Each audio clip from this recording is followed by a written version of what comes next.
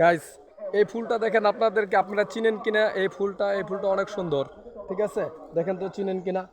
এটা হলো ঝুমকা ফুল, ঝুমকা ফুল অনেক ঐতিহ্যবাহী ফুল। এই ফুল অনেক দিন দীর্ঘদিন ধরে দেখছি না, কিন্তু এই ফুলটা যে হারিয়ে গেছিল মনে হয়েছিল আমার কাছে।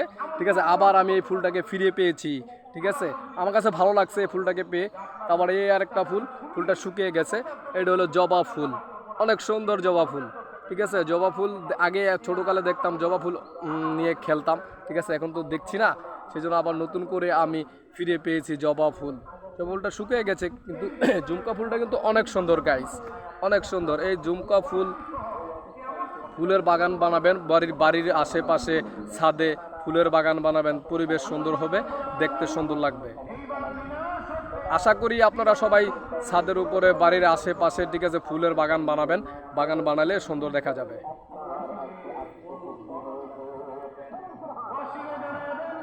পরিবেশ সুন্দর করার জন্য অ্যাকচুয়ালি কিন্তু বাগান সুন্দর করার জন্য বাগান বানাইলে সুন্দর লাগবে, পরিবেশ দেখতেও সুন্দর লাগবে। এই আপনার সাদা গোলাপ, এটা হলো আমাদের সাদা গোলাপ ফুল। সাদা গোলাপ অনেক সুন্দর, সাদা গোলাপ। এই গোলাপ কার না ভালো লাগে, সবাইয়ের ভালো লাগে গোলাপ, আমারও ভালো লাগে, আপনাদের সবাইরও ভালো লাগবে। এই গোলাপ ভালো লাগার জিনিস সবারই ভালো লাগে অ্যাকচুয়ালি। আর ভালো লাগার জিনিসগুলো ভালো লাগতেই হবে। ভালো না লাগলে, ভালো লাগার জিনিসগুলো যদি ভালো না লাগে, তাহলে তৃপ্তি পাওয়া যায় না।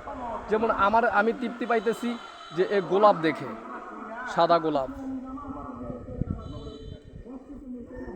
সাদা গোলাপ ভালো লাগছে, কিন্তু বেশি আমার কাছে আকর্ষণীয় লাগছে এই জবা। অনেক দিন পরে জবা ফুল খুঁজে পাইলাম, সেজন্য আমার কাছে অনেক ভালো লাগছে। অনেক সুন্দর জবা ফুল।